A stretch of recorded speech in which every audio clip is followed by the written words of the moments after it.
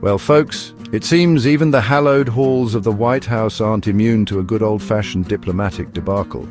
On February 28, 2025, the world watched with bated breath as Ukrainian President Volodymyr Zelensky, a man who stared down Putin and lived to tweet about it, met with former U.S. President Donald Trump, a man who stared down a McDonald's menu and declared it tremendous. The expectation? A meeting of minds on how to end the ongoing conflict in Ukraine. The reality, let's just say it involved more verbal fireworks than a July 4th celebration.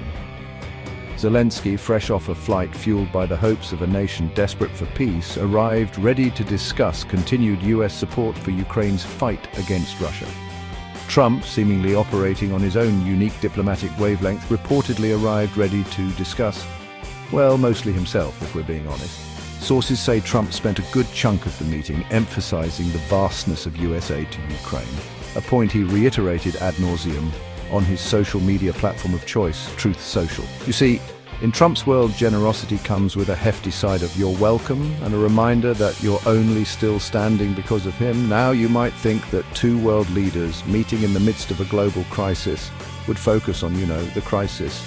And you wouldn't be entirely wrong. The conflict in Ukraine was discussed, but not in a way that inspired much hope. Trump, ever the deal-maker, reportedly pushed Zelensky to accept a peace agreement with Russia.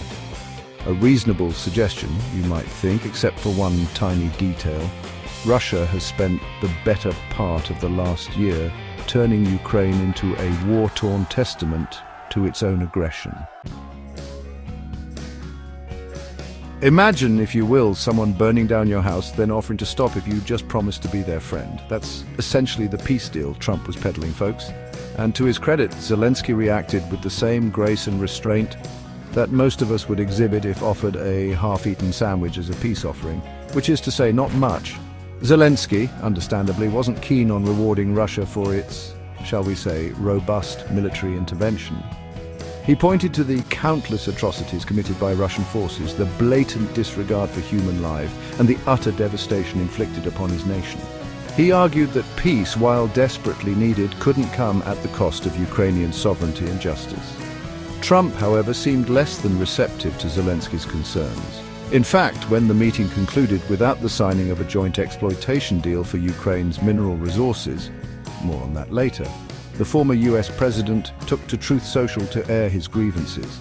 He accused Zelensky of being ungrateful for U.S. aid, of disrespecting the United States, and of being, in his expert opinion, not ready for peace. Now, here's where things get really interesting. See, Ukraine, aside from being the unfortunate epicenter of a geopolitical tug-of-war, also happens to be sitting on a potential gold mine, metaphorically speaking.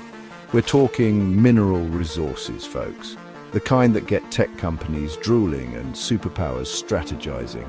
And with the US seemingly more interested in dictating peace terms than securing access to these resources, Zelensky appears to have made a bold move.